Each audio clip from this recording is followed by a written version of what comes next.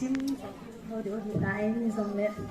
thu để là cái anh đồ mình chỉ là chân thật thế ít chân nào xung lệ bài xí là chế này in